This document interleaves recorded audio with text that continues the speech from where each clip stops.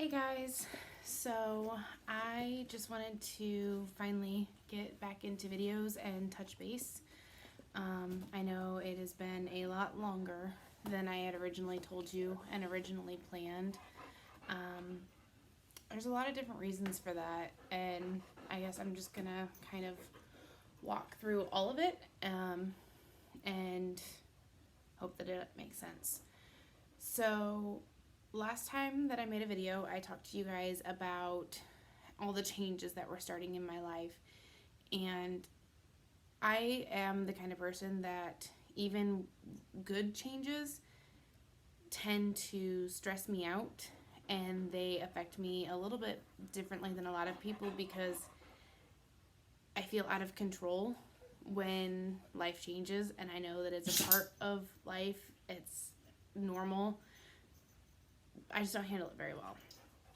So I had started a new relationship with somebody that I've known for a while now, and then he moved in with me. My little brother moved out. I bought a new house, moved to Fort Wayne, and it was just a lot of change very, very fast, and that didn't go so well with me. On top of Survivor 365 being so new. And it just was too much. I couldn't handle all of it together all at once. And I am still kind of figuring everything out. And I just really wanted to talk to you guys because I don't want to give up on Survivor 365. I didn't intend to take such a long break on it.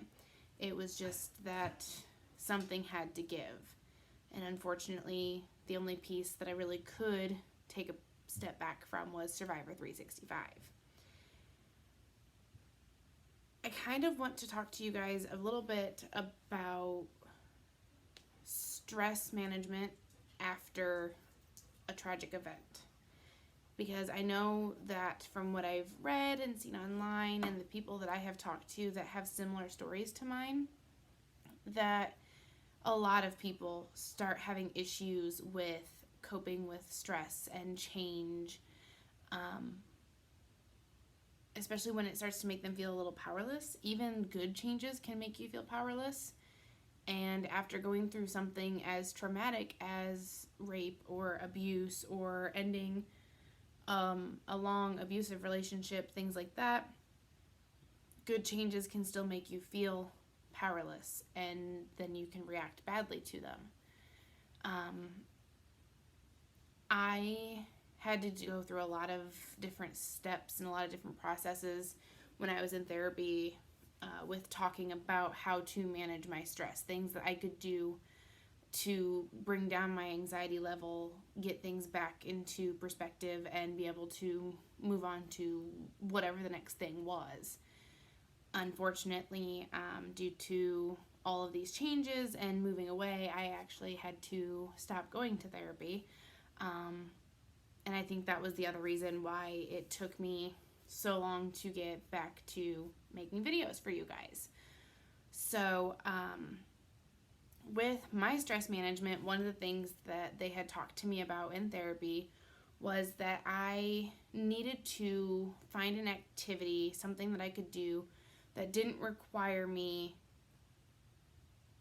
to have anybody else or to have to think.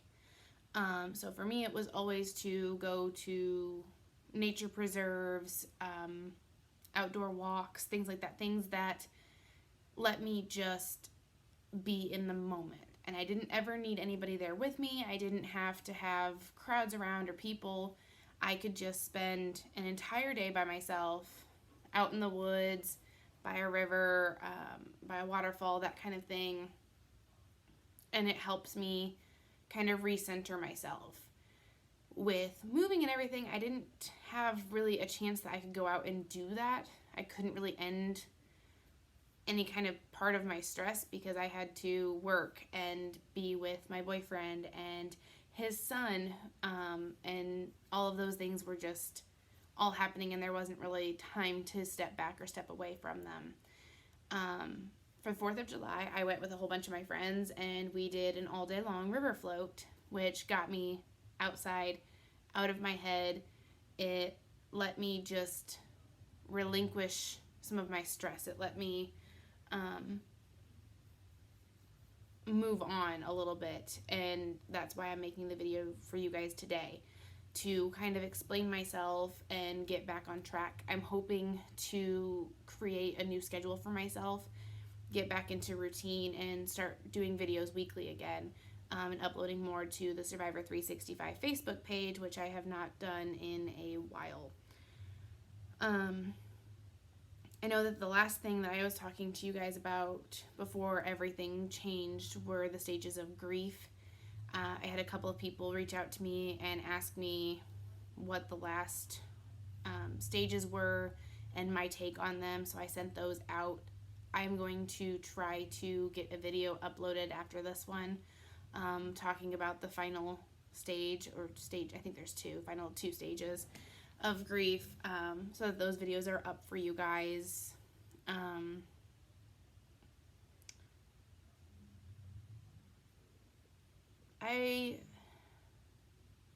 You are your own worst critic, and I feel really bad that I had to take time off from doing these videos, and I feel like I kind of lost my way for a minute, and it makes me feel really bad, especially because last night at work I ended up having to take a rape call.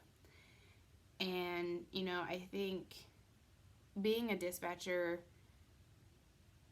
even if I don't have to hear the whole story, even if I don't have to relive or go through things with the girls that I speak to, it still brings up those memories. That word brings up memories. And it started a conversation with me and my coworkers about what had happened to me. And it was one of those things that it's kind of been on my mind. Especially because during high stress situations, I think more and more about what happened to me, handling stress and things like that. Another trigger for me that I had was the other day. I was home alone. My boyfriend was at work, and I thought someone was trying to break into my house. There was pounding on my front door. Someone wiggled the handle. I was standing on the staircase, and then I heard somebody try to slide open my sliding glass door on my back porch. So had to call the police, talk to an officer, and get out my boyfriend's gun. So I had hopefully a way to protect myself if somebody had wanted to really get into my house. Thankfully, obviously, I was not hurt. Nothing happened. Nothing was broken.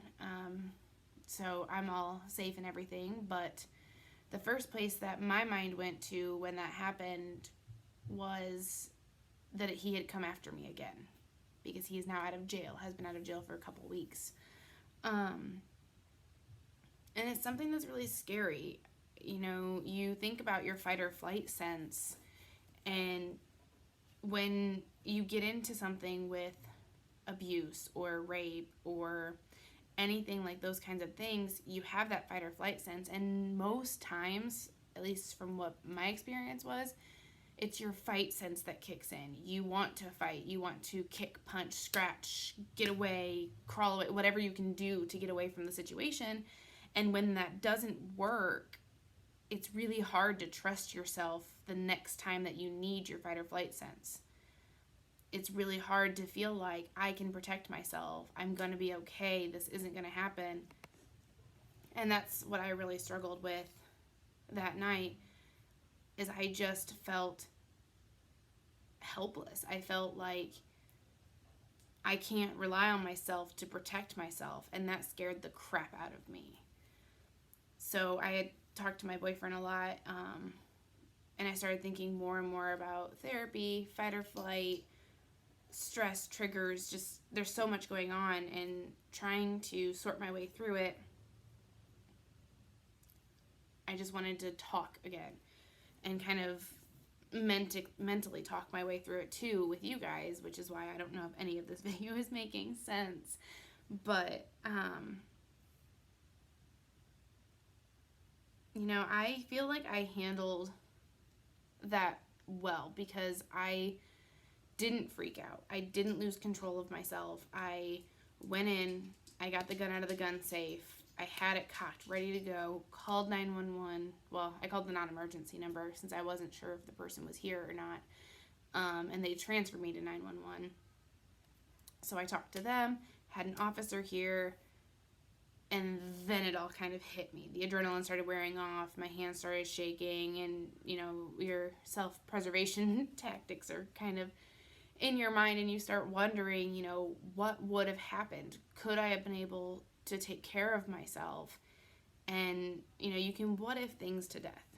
Trust me, I do it. I talk and talk and talk about all of these things, but I am just as guilty as anyone when it comes to beating myself up, questioning my own moves, and everything. And so I'm trying really hard right now to not what if anything to death, because I don't know. I don't know what would have happened.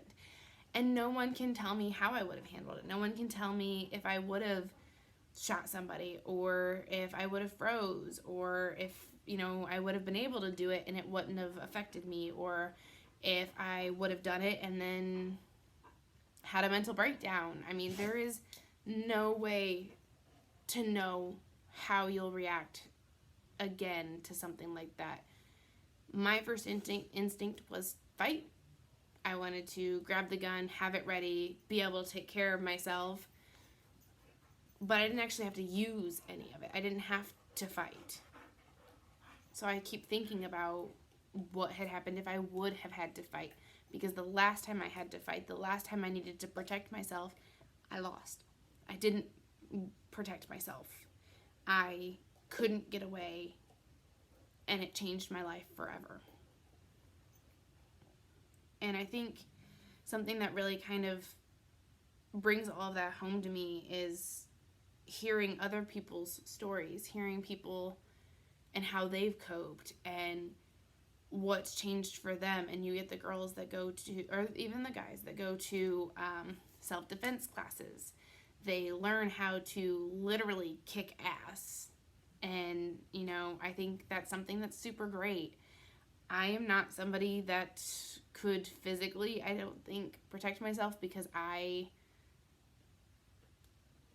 just not that kind of person. So that's something that people have suggested to me. Go take a course, learn how to physically protect yourself. And, I think being able to protect yourself with a gun is more protecting yourself than being able to physically fight. Because at least in the two instances where I have felt that my life could be threatened, only one of them did I ever actually have a chance to physically defend myself. I know a lot of people probably feel differently than I do. It's good to physically protect yourself as well. It also can help with being able to keep your emotions in check, that kind of thing, if it did happen. So it's, I don't know, something to think about, something to talk about, maybe with your family or your therapist or significant other or your friends, or even just have a self-talk. What would help you? What will get you through your next issue, your next fight or flight, that kind of thing. So, I don't know. Let's see. Something else that I want to talk to you guys about is everything going on in the world with the Black Lives Movement. So, everyone has talked about what it means to them and what it means to back the blue or to be part of Black Lives Movement. And I'm not going to preach to you. I'm not going to try to get you to see my side of things. That's not what this is. I just want to put it out there that there is more than enough anger and hate and hurt in this world. We don't need to add more to it. If there is a way for you to speak out, to go to your representatives, to go to your local government, to ask your questions, to voice your concerns, to get out there without having to hurt anyone else, please do it that way. I know everyone is angry right now. I know tensions are high. I know that this is a big request. But I don't want to see anyone that I care about, and I care about each and every one of you, getting hurt or hurting someone else and getting in trouble because of what is going on in the world right now. All of this could get brushed under the rug. It could end up ending. Things could change. Things could not change. We don't know what's going to happen. But I think that we need to be more considerate and more willing to listen. When you look at the things that happen online, you look at people that fight, that share the memes, that make the jokes, that, get out there about these topics, never do people actually have a good conversation.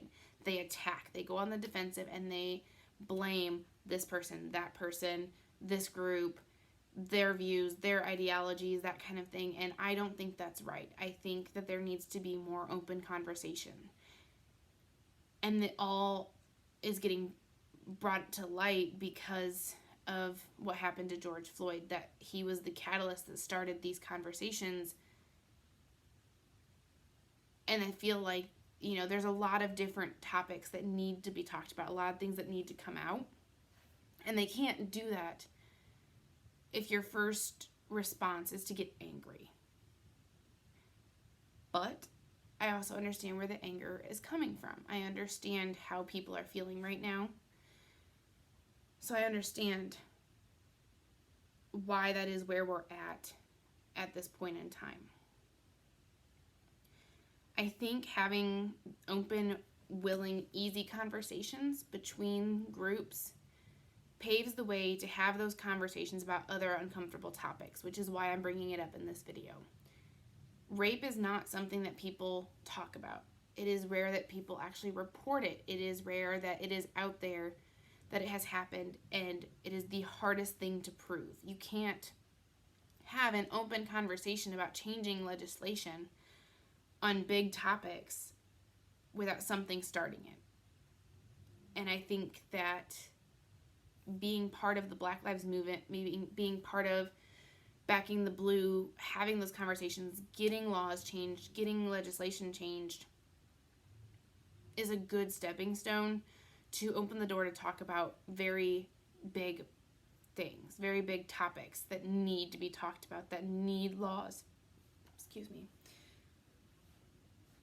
So I beg all of you, I plead with you, please, if you have the chance to talk to your local legislation, to go to your governor, go to your mayor, go to whoever, get your voice out there, be heard about the topics that need to be talked about. Talk about Black Lives Matter, talk about rape, talk about abuse, talk about just everything. Just get it out there. So many people just don't talk anymore. And I think that's what's going to bring us all down, that we can't talk about anything. So that's my video for today. I know it's a little bit longer than my usual ones. Like I said, please just bear with me. I'm going to try to get back through, get on a schedule, get things back out to you guys as they need to. I can't promise anything. Life happens, but I'm going to try. So I hope y'all have a good weekend, and I'm going to try to get back to you next week.